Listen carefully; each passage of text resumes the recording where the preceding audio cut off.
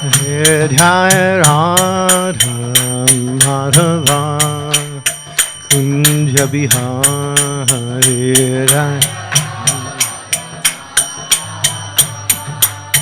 Kunjabi Jaya Gopi Janavallabha Girivara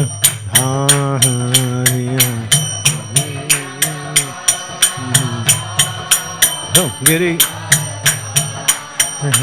Jaya Gopi Janavallabha Girivara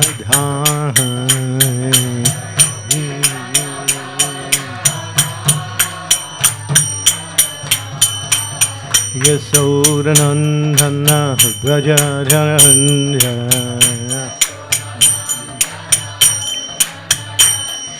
Yasodanandana Braja Janandana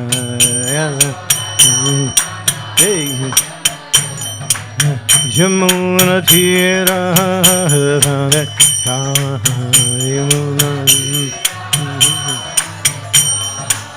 Jamuna Tira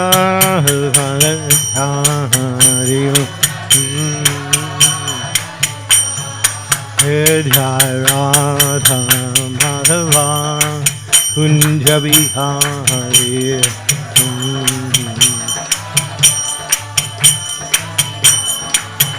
Jai Radha Madhava Kunja Bihari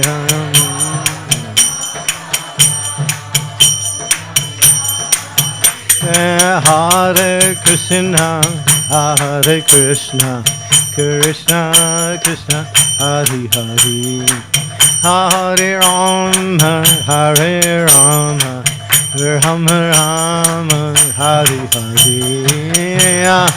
Hey, Krishna Krishna, Hare Hare, Hare Rama, Hare Rama. Hare Krishna, Hare Krishna, Krishna Krishna, Hare Hare, Hare Rama, Hare Rama, Rama Rama, Hare Hare. Krishna Krishna.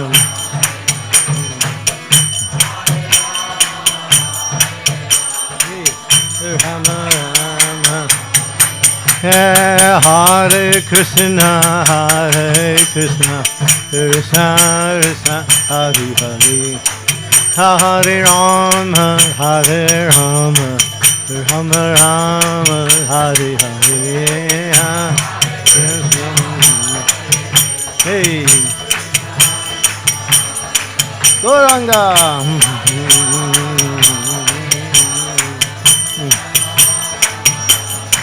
Hare Krishna, Hare Krishna, Krishna Krishna, Hare Hare, Rama, Hare Rama, Rama Rama, Hare Hare Krishna.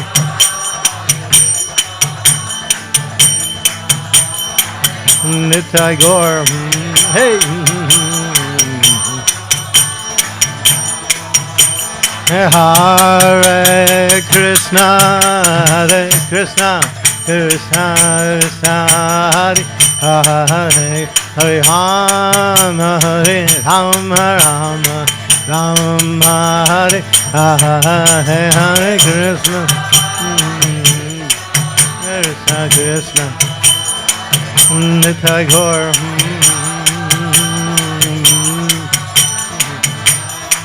Nitai Gaur, Hari Bol, Hari Bol, Hari Bol, Gaur, Hari Bol.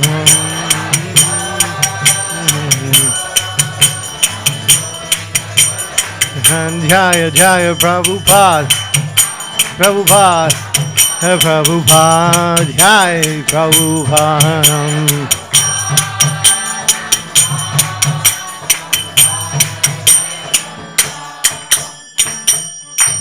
Premanande, Hari Hari Srila Prabhupada ki jai.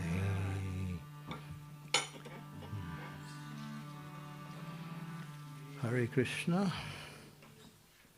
So I thought we kind of bring in, or maybe keep the mood and do one verse about Prahlada Maharaj's glorification of Lord Nrisimhadeva. This is from chapter 18 of the 5th canto. The residents of Jambudvipa offer prayers. This is verse number 8. Om Namo Bhagavate Vasudevaya.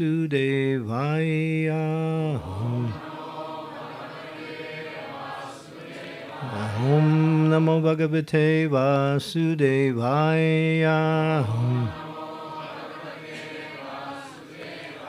Om Namo Bhagavate Vasudevaya.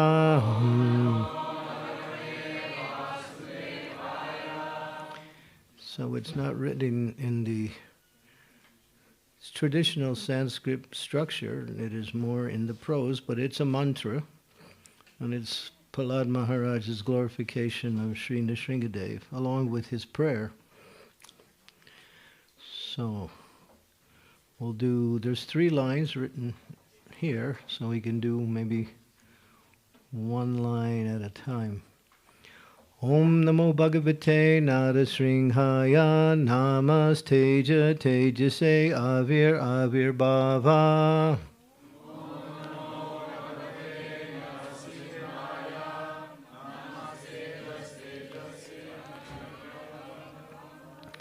Vrajanaka Vrajadamstra Kamasayan Radaya Radaya Tamo Grasa Grasa.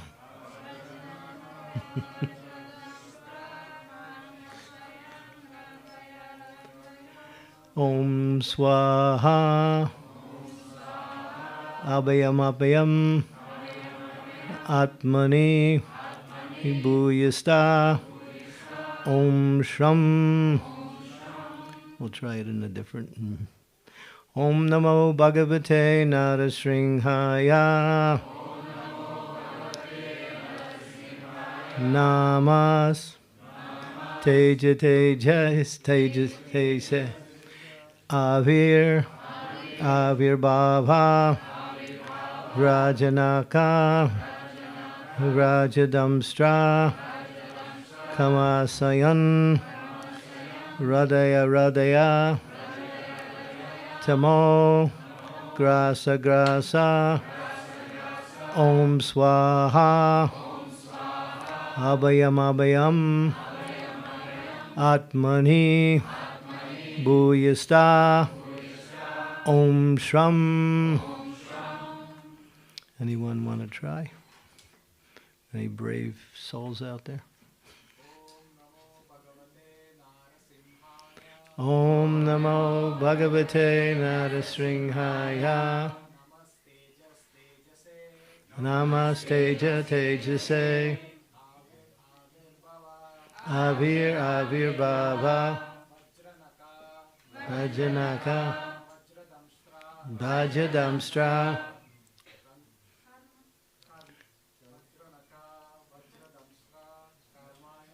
Kamasayan Radaya Radaya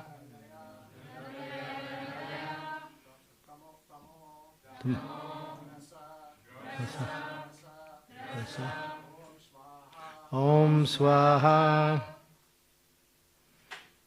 Abhayam Abhayam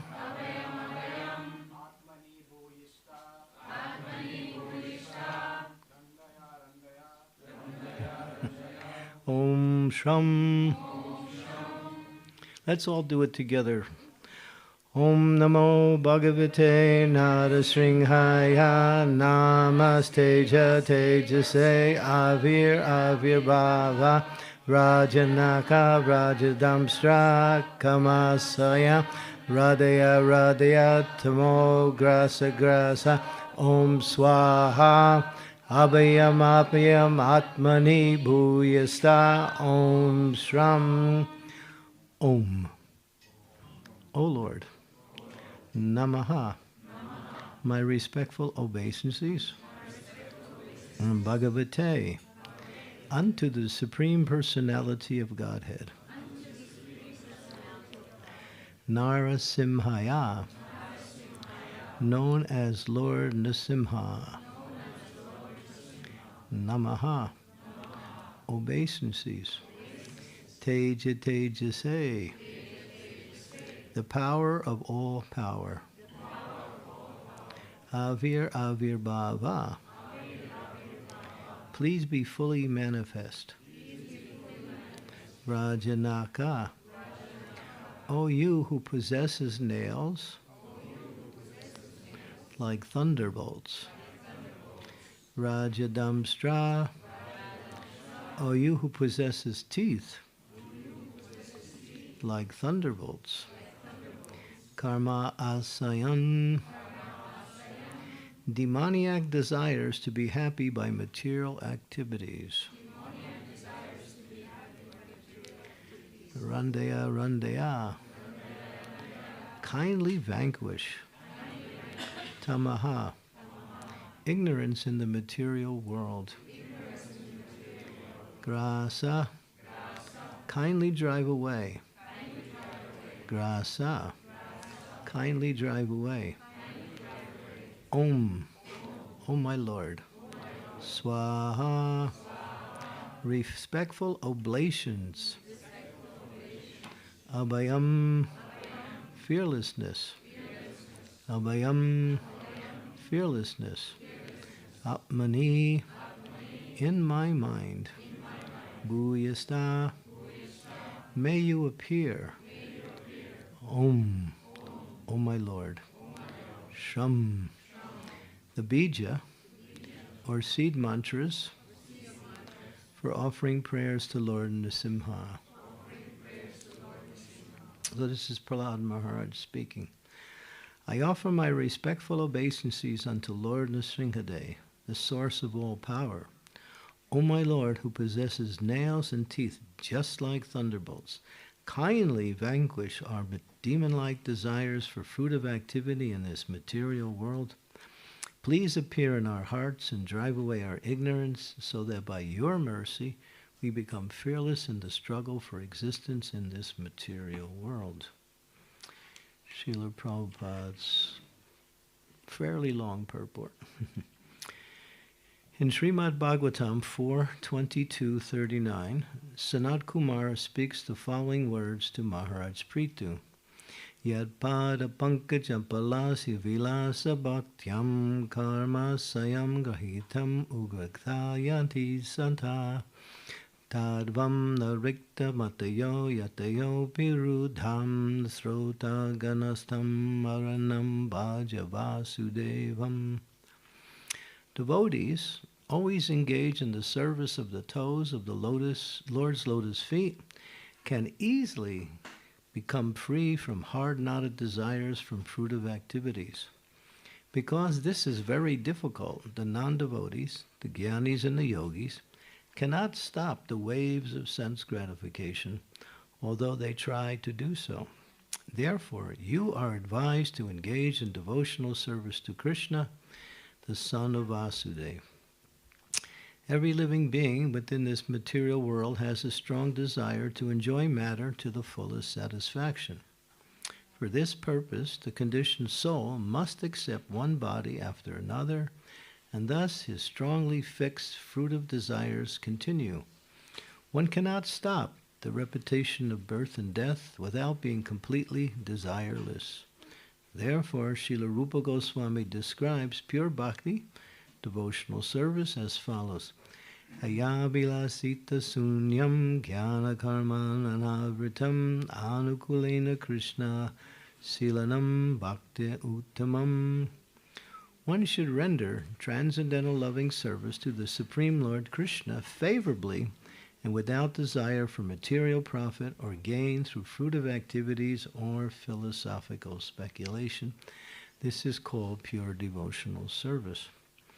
Unless one is completely freed from all material desires which are caused by the dense darkness of ignorance, one cannot fully engage in the devotional service of the Lord. Therefore, we should always offer our prayers to Lord Nrisimhadeva, who killed Hiranyakashipu, the personification of material desire. Hiranya means gold, Kashipu means a soft cushion or bed. Materialistic persons always desire to make the body comfortable, and for this they require huge amounts of gold. Thus, Hiranyakashipu was the perfect representative of materialistic life. He was therefore the cause of great disturbance to the topmost devotee, Prahlada Maharaj, until Lord Nrisimhadeva killed him.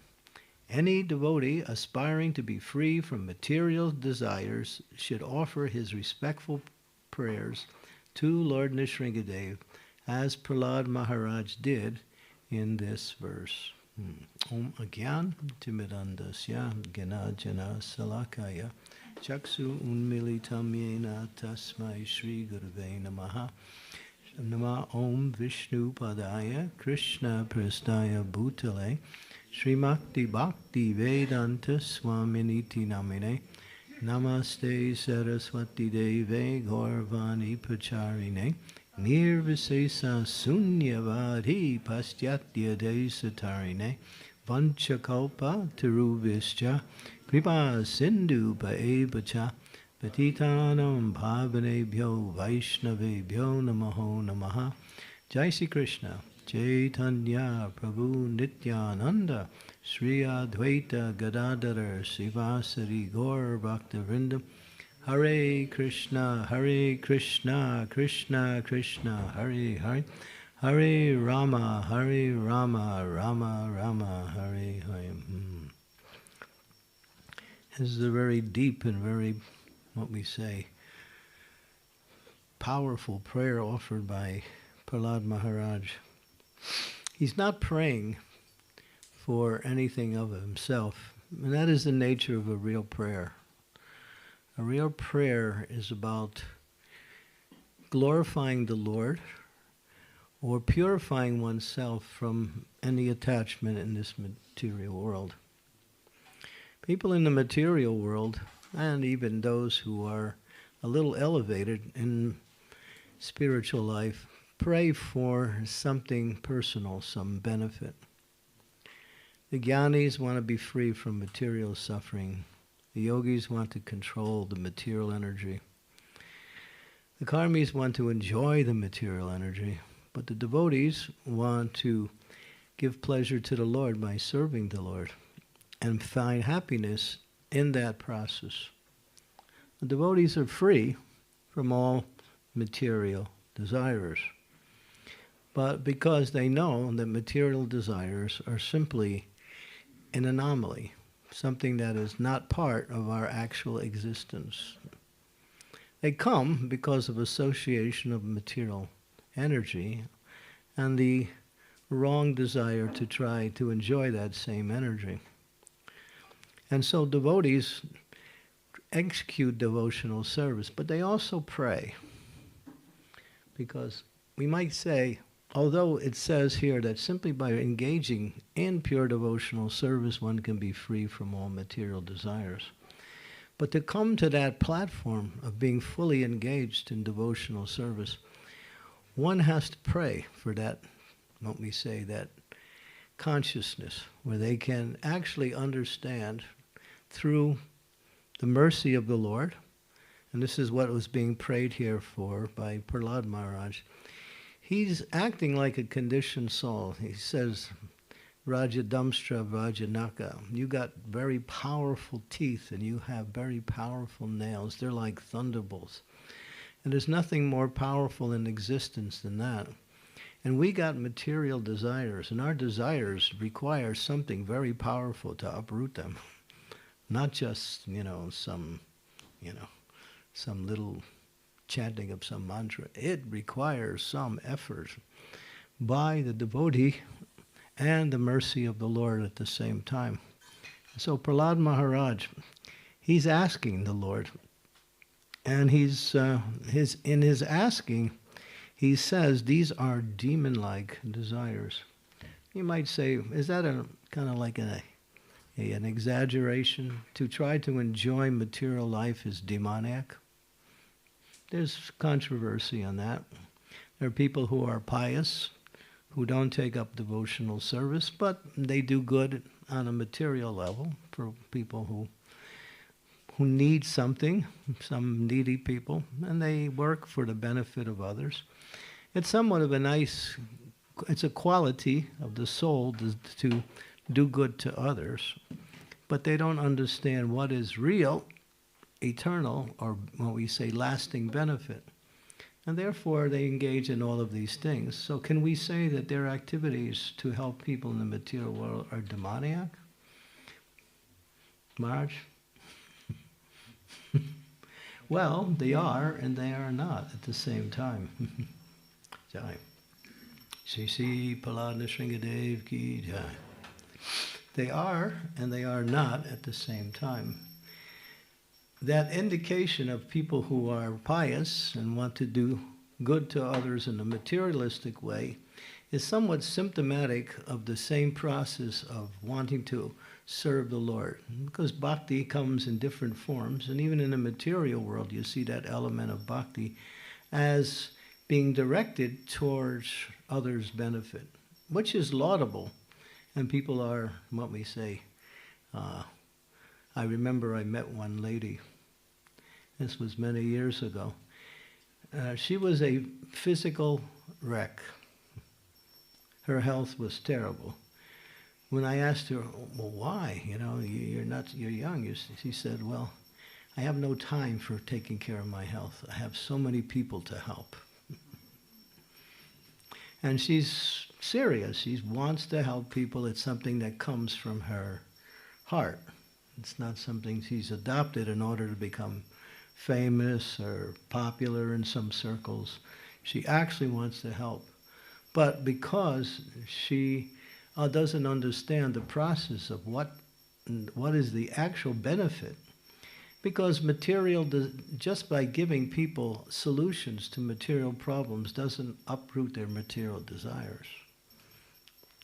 And therefore, Prahlada Maharaj, he's giving us the understanding that actually material desires are demoniac, because anything that blocks one's progress towards Krishna, towards pure devotional service, can be categorized in that way. And therefore he prays in that way. And he doesn't say, we can do it, or you just give me he says, we need your mercy. So the process of bhakti is really trying to put oneself in a position of attracting the mercy of the Lord. Attracting the mercy of the Lord. So therefore, a devotee wants to attract the mercy of the Lord. And how do they attract the mercy of the Lord? By trying to please the Lord in anything they do. And also, even though if they're not qualified to do a particular service or anything, even if they have what we say from the material perspective, not many abilities or talents or proclivities, still, if they try to please the Lord, they attract the attention of the Lord, and the attention brings about the Lord's mercy. And the easiest, we might say, well, not the easiest, but sometimes it can be considered that, is that what pleases the Lord most, and then here's another question. Krishna says, I'm pleased by bhakti, but then, the acharyas also give us some specific understandings of what pleases the Lord the most. And it says that one who gives Krishna consciousness to others. And Prabhupada makes that point. He said, even if you don't have any ability, any intelligence, if you still have that desire to give Krishna consciousness to others, you become recognized by Krishna. And he says, if you're recognized by Krishna, wow. That's not a small thing, to get recognized by the Supreme Personality of Godhead. I mean, Krishna consciousness is so sweet, we feel like we're getting recognized all the time. But actually, the real recognition is that Krishna gives that devotee complete protection in all situations, and he's always with that devotee every moment. The devotee can feel the presence of the Lord simply by that desire to give Krishna consciousness to others. And Prahlada Maharaj, when he was after Hiranyakashipu was killed, no one could approach the Supreme Lord as Nrisimhadeva.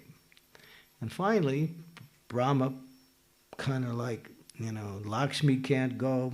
She says, that's not my husband. I never saw him in that form before,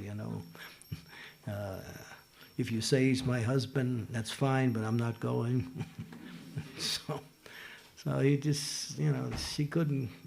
And the demigods, each one of the demigods were offering prayers from a distance.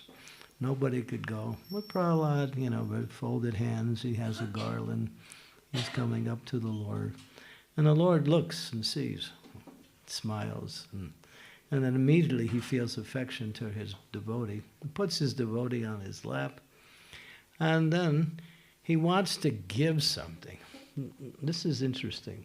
The Lord always wants to reciprocate in some way, or even give the devotee something that would be beneficial for the devotee, or something that even pleases the devotee. And so the Lord asks him, my dear Prahlad, you have served me so nice. Your love for me is perfect. Please, I want to offer you something. Prahlad says, I'm not a merchant. Vanik, he uses the word vanik, merchant. I simply want to worship you in devotion. That's all. This is my happiness. Lord's not satisfied with that. He keeps pushing. Come on, ask for something. And he does it in a very sweet way, but the Prahlad is simply refusing any opportunity to take anything from the Lord. So finally, Prahlad can't resist anymore. The Lord is persistent. They say if you have a competition between you and the Lord always wins. Like a loving competition, who can serve more? Prabhupada talks about that. He said, what can you give to Krishna with 2 hands that he's holding with 10? And then he goes to the opposite. What can you hold in 10 hands? What can you hold in 2 hands that he's taken away in 10? So in that way, the Lord always wins in all situations. And in this case, Prahlad has to acquiesce, and he says, my dear Lord, if you really want to give me some benediction, then let me stay here in this material world and, preach to these fallen conditioned souls who have made he calls it the humbug civilization. That means something that doesn't work. And let me become your instrument for bringing, their life to devotional service, to your lotus feet. That's his prayer. He's not asking anything from himself.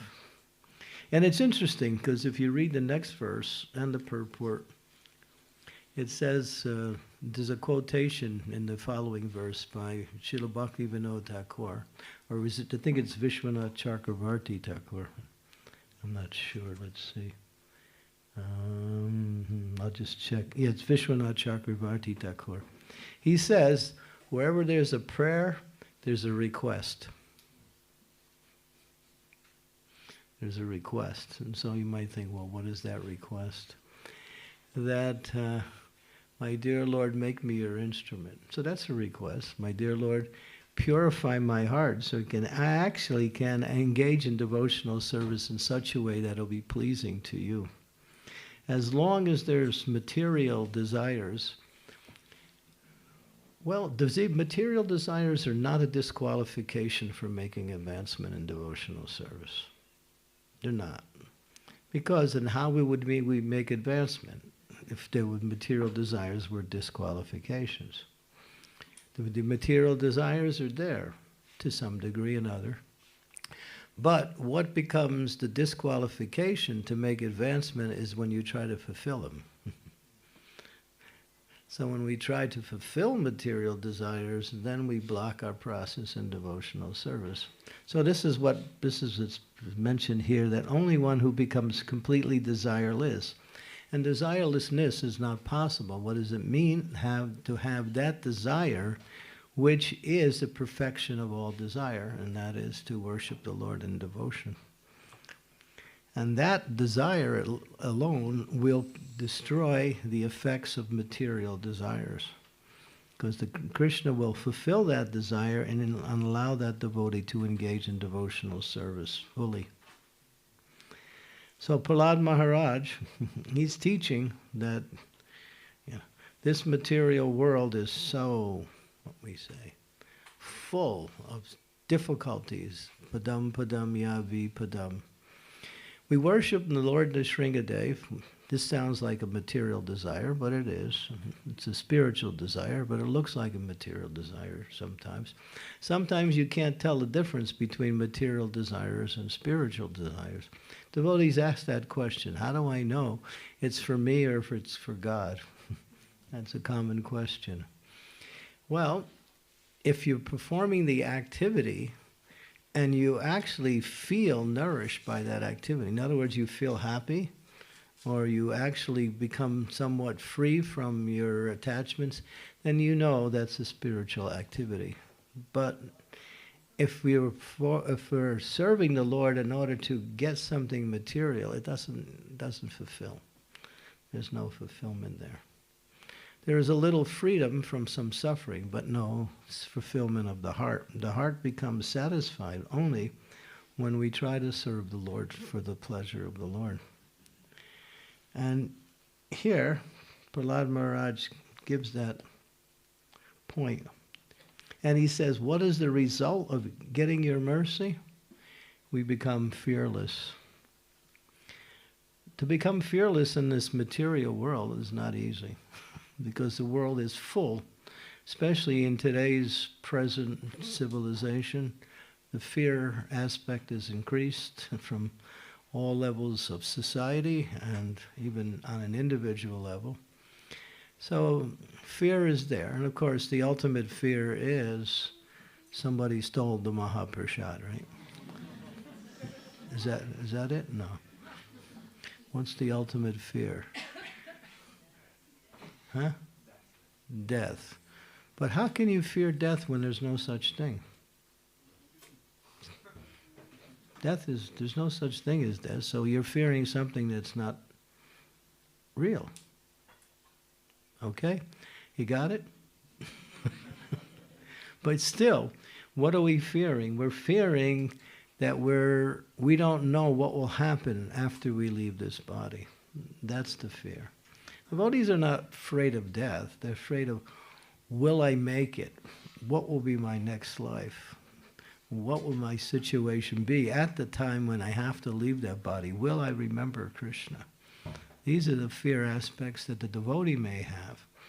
Well, everyone knows that at this one point, this machine will run out. It's just the way it is, you know. But it's a machine. And this, as it says here, the body is never alive. The soul is always alive. So therefore, from that perspective, which is the absolute truth, there is no such thing as death, because you're always alive somewhere, whether it's in Germany or Croatia or hopefully not the USA.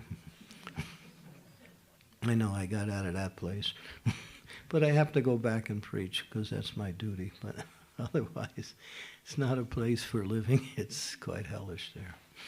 Everybody wants to go there, and then when they get there, they wonder what happened.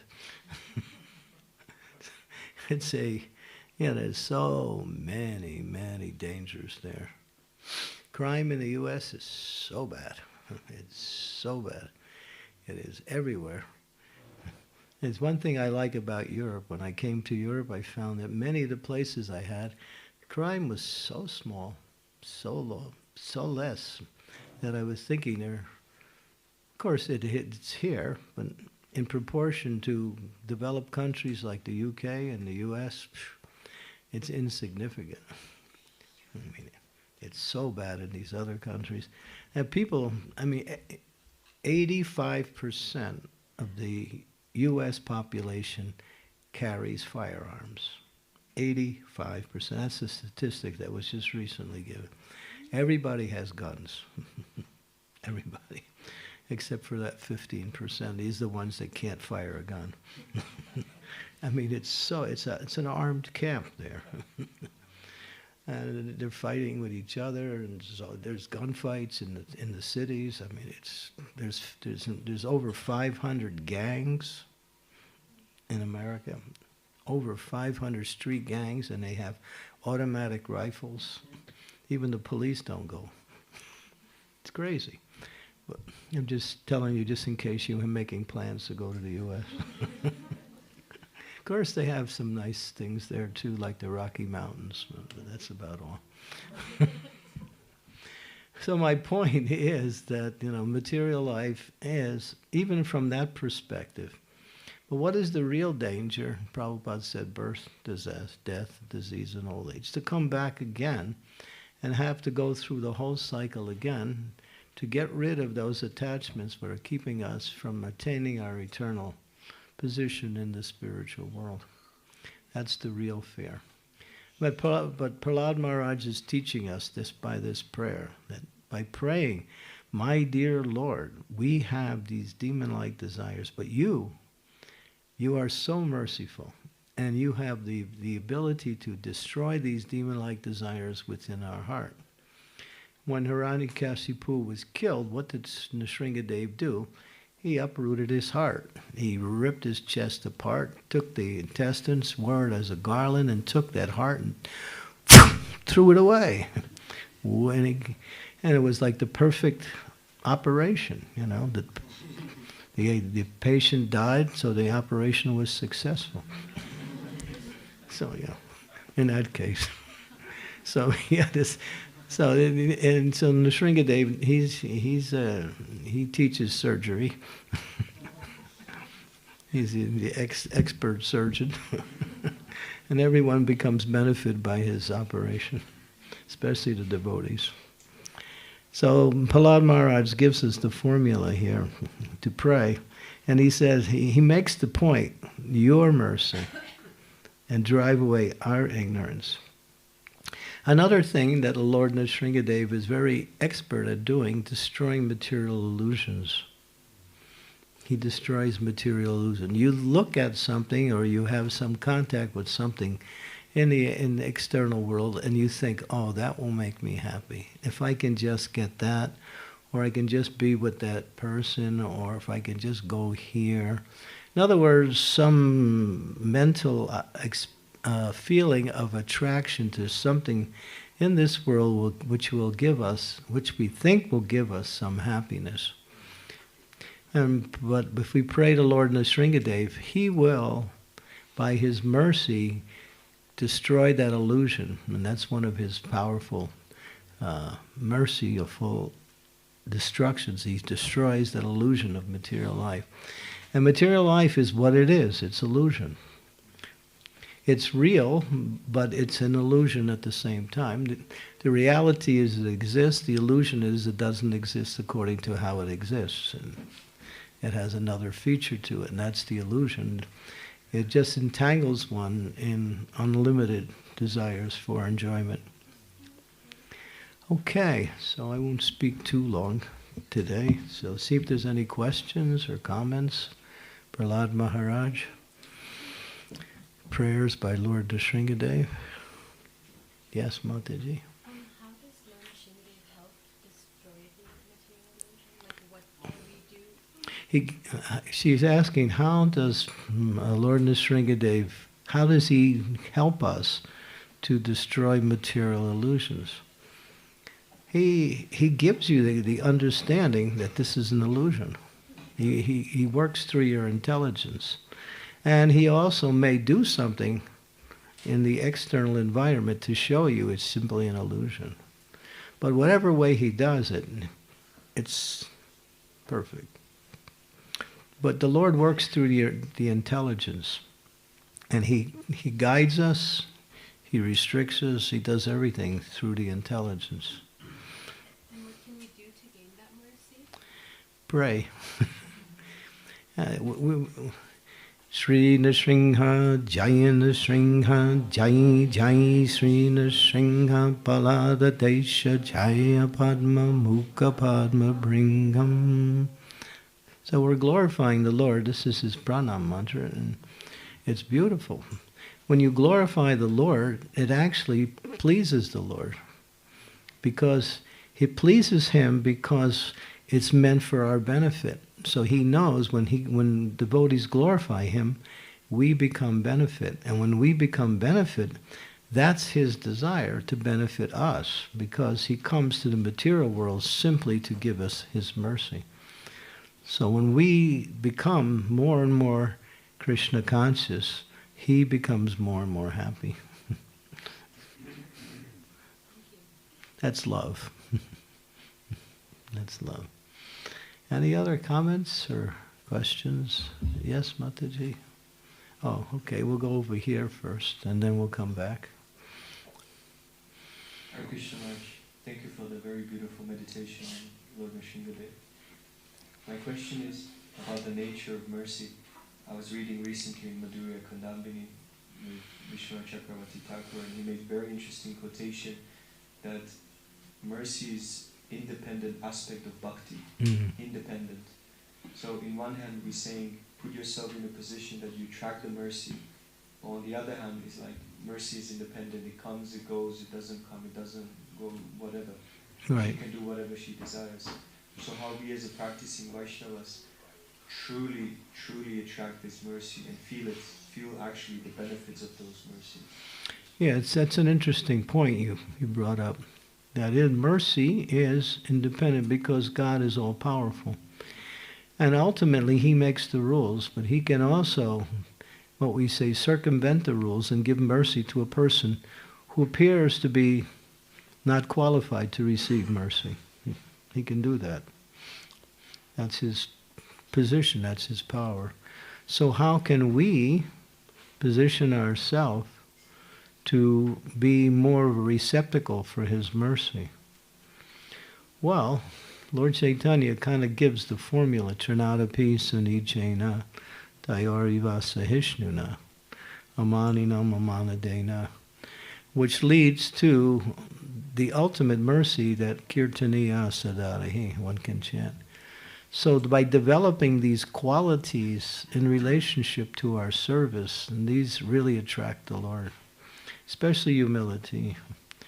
Out of all of the principles or qualities of a Vaishnava, that's mentioned as the most important. Humility is not only a quality, it's bhakti itself.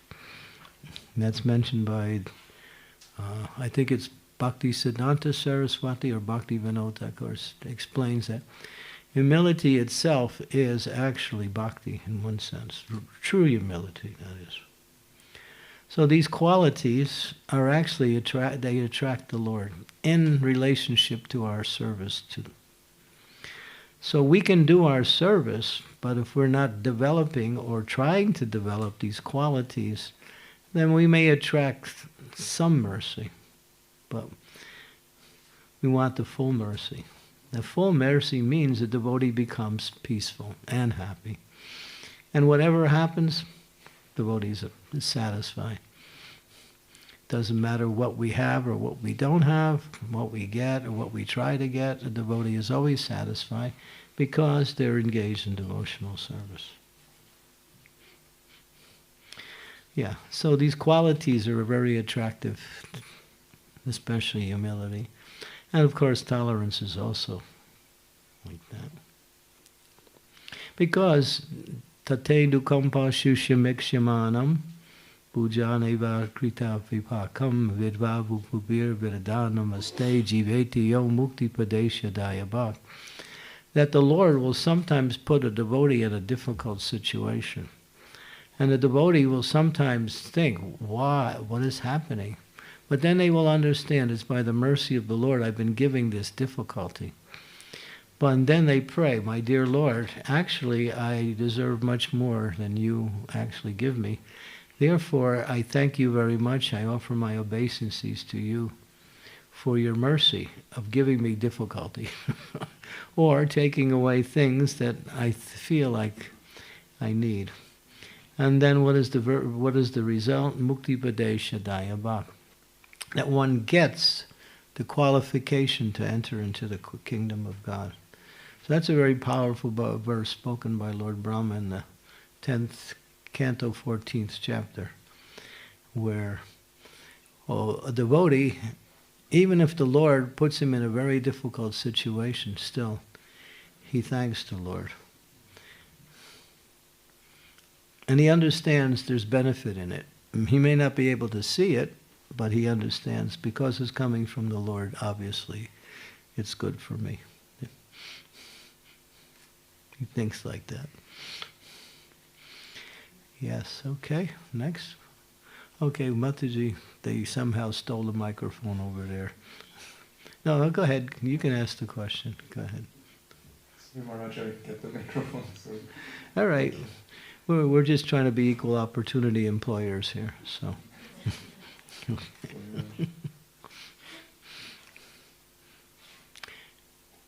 Oh, go ahead. You can ask your question. Thank you, Maharaj. Maharaj, my question is regarding to prayers. When somebody has the intention to really to satisfy the Lord, to serve the Lord, what is actually the necessity of prayers, or what? Or I don't know, you understand the point that Yeah. the devotee have to desire to really satisfy the Lord, to follow his Guru, Govinda. To want to satisfy the Lord means to want to satisfy Him. It's like if you want to satisfy someone in this world, you think how to do it in such a way that it'll be pleasing to them. It'll be a perfect offering. So you try in the best ways you can to make that offering. And when you do your service, you do it in the nicest possible way, with a desire to offer it to the Lord as a offering to Him in devotion. So that's a mindset that takes some time to develop, because we have a tendency to get absorbed in the service. And a lot of times, and that's good, and that's perfect, but a lot of times we forget what the service is for and who we're offering the service to. So that we should remind ourselves that this is actually, it's for the benefit of the devotees and for the pleasure of the Lord. So a devotee acts in that way, to somehow benefit the devotees and others, even the non-devotees, and somehow please the Lord. And the Lord is pleased by bhakti. He says, Bhakti mama vijananti. By bhakti I'm pleased. So bhakti means love. And love means to, what is love? Love means to do something which will make that person happy or benefit. So what can you do to benefit the Lord? He has everything. He doesn't need any. But He's happy when you see that you're taking time to offer Him something. He feels happy because He knows this is our nature, and He is attracted by love. That's His nature. So just do your best to make it as nice as you can. Think about how you're going to do it. And pray. Thank you very much. Thank you. Does that help? Yeah, thank you, Maharaj. Thank you. Cool. Thank you. Mataji, very patient here. Okay. Maharaj, my question is that how to turn... Good, we got a good runner here. Okay. Okay. Hare Krishna Maharaj. He wants to please the devotees, so he's... Yes, so Maharaj, my question is that how to turn our desires into spiritual desires, because we are in Grihastha ashram, we have so many desires. So how to channelize our every desire into spiritual desires? Well, there's a thing called Gona Bhakti. Gona Bhakti is a type of activity that's parallel to pure Bhakti, but it means using whatever you have in your life in this world as an opportunity to serve the Lord. Manaso deho geho yokichu more arpitu alpade Nanda Kishore. Nanda Kishore Krishna. And this prayer is sung by, who is it? Bhakti Vinod? I think, yeah. My home, my wife, my possessions, my children, everything, everything, my body, it belongs to you, my dear Lord.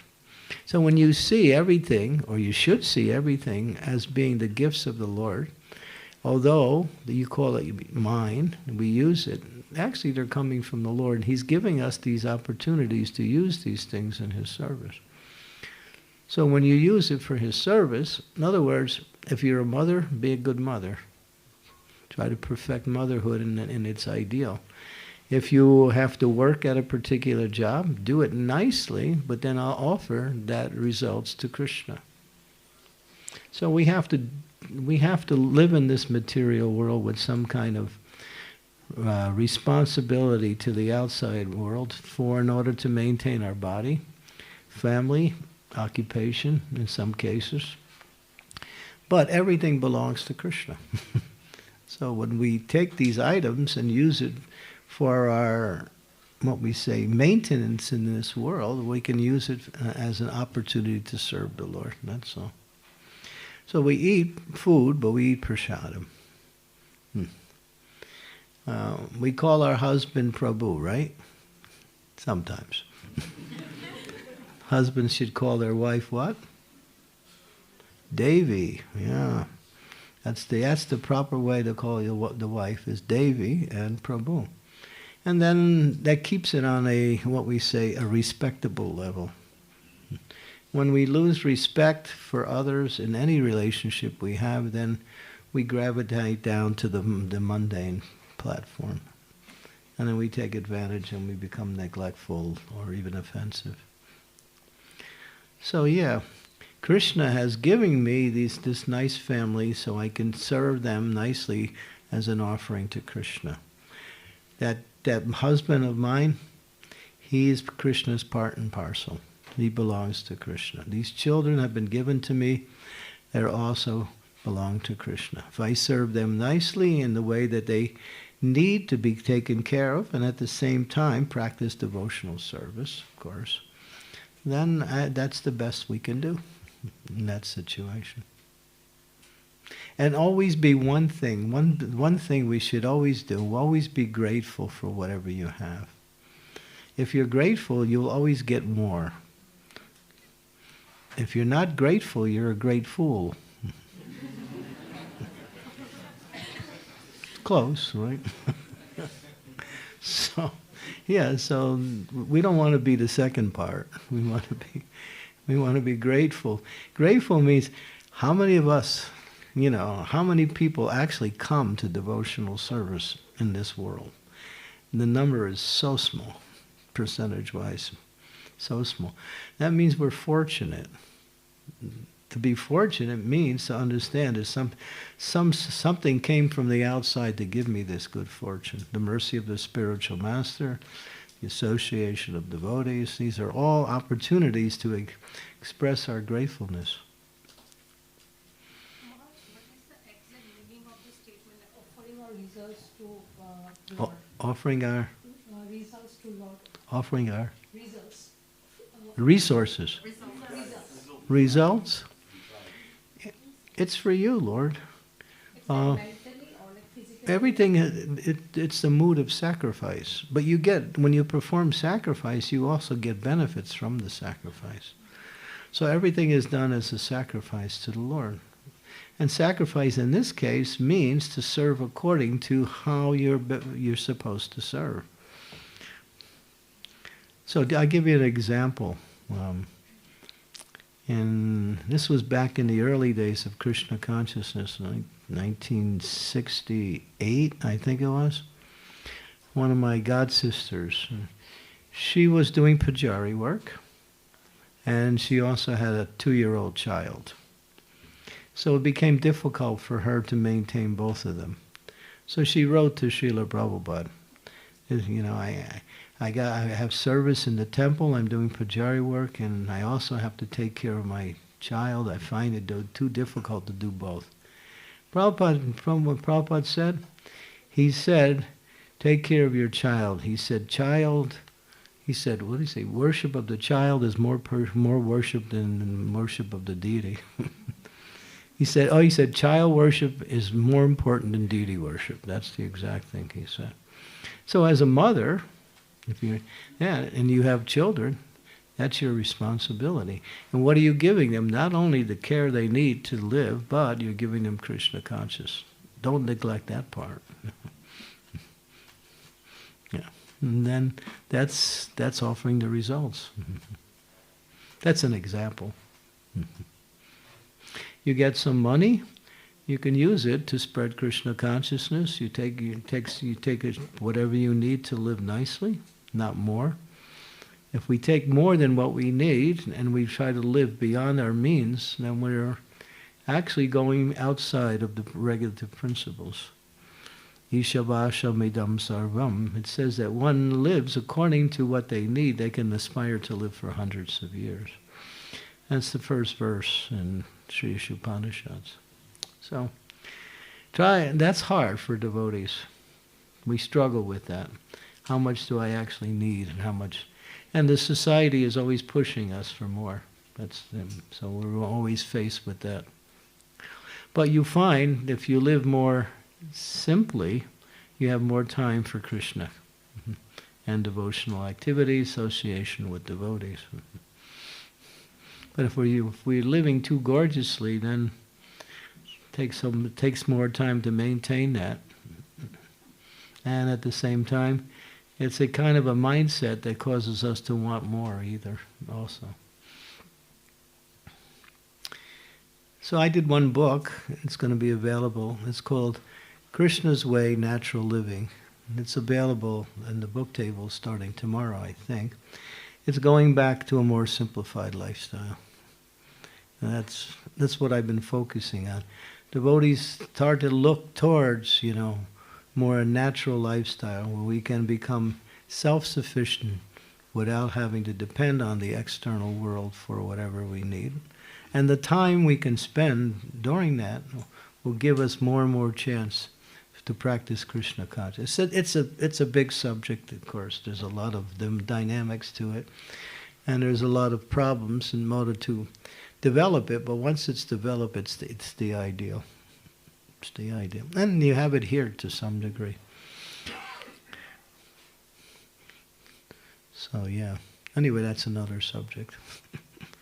Any other comments or questions? Yes. You're back again. Okay. Just based on the comment that you made that if we are grateful for what we have, then we can get more. What if we are grateful? But don't think like that, though. That's not the idea.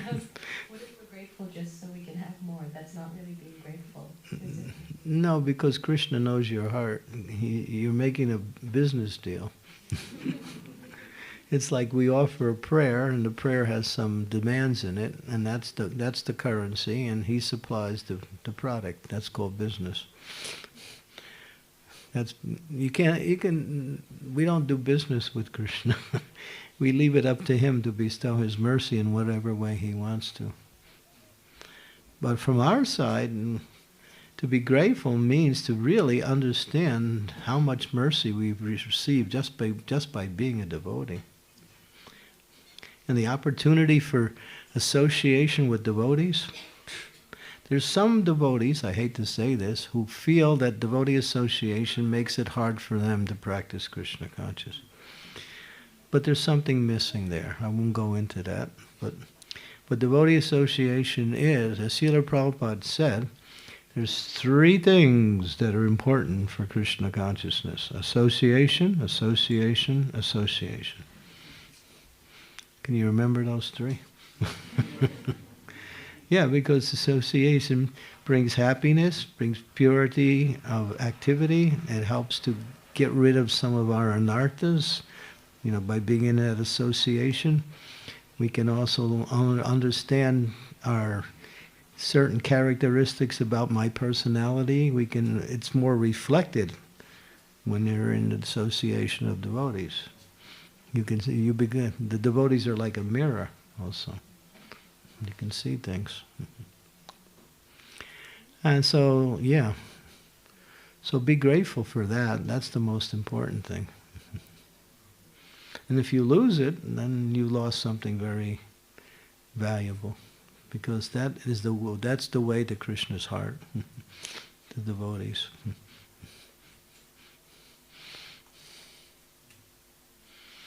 Any other comments, questions? Is something in the back there? Oh, yes. Okay.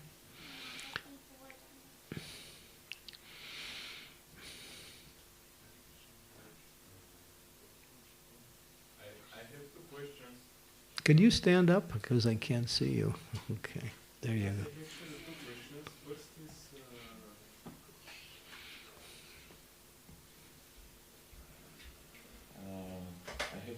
questions, Maharaj. First is, we know that taste comes at the stage of ruchi. And also we know that we cannot live without taste to something. Mm. So how are we practicing Krishna consciousness if we don't have taste to it? Well, we wouldn't be here if we didn't have some taste. That's a fact. There's some taste. Ruchi is a stage where taste is continuous. It's constant. It's not something that comes and goes. But we're getting some taste, even before the level of ruchi in our bhakti. What allows us to stay in association of devotees after we first come is that there's something here. It's nice. There's some happiness. There's some pleasure. There's some relief from... So those tastes are flickering. They come and they go. But as you make progress in devotional service and you get rid of the anarthas, then the taste becomes more regular and more constant. So it's not that we don't have any taste, but we want more taste. That's for sure. And the best way to have taste is Shravanam Kirtanam. Huh? Krishna Smaranam, thank you. Not just Shravanam Kirtanam, thank you. Again, Krishna Smaranam. That means hearing and chanting the glories of the Lord. So kirtan's a taste. There's always some taste in kirtan. And when the kirtan is really, when it's Lord Chaitanya's kirtan, he did prem kirtan. And then it's a very powerful and very continuous taste. So yeah, if you want taste, just keep going to the kirtans.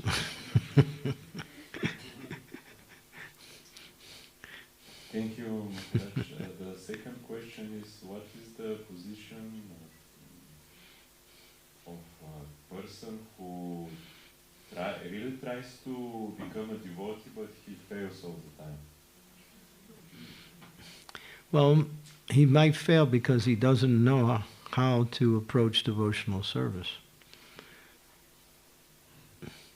So there is a way, and Krishna talks to Brahma, and this is mentioned in the Brahma Samhita. Krishna gives the 3 principles by which bhakti is executed. He says,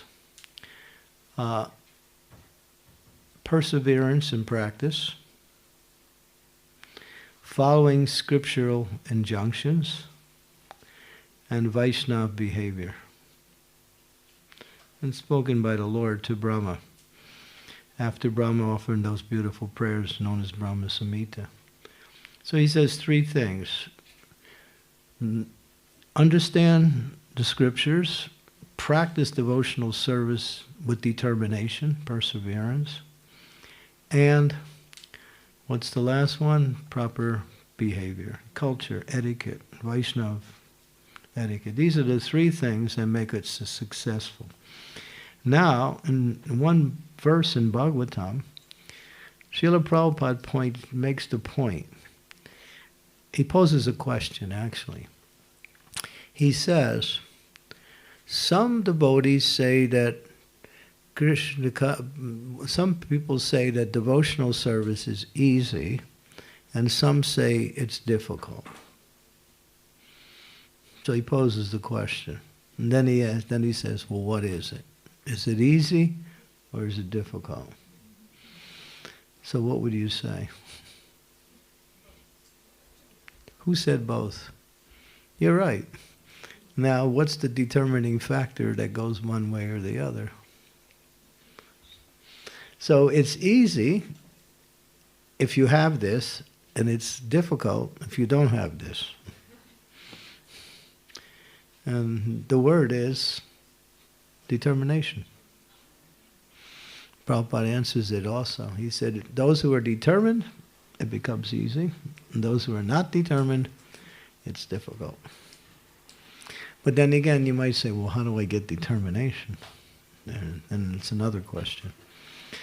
And that's answered also. that one should associate with devotees who are fixed in Krishna consciousness.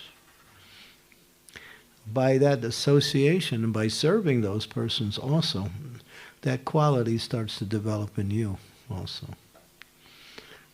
And the other principle that allows for determination to manifest is to give up the desire to enjoy material life.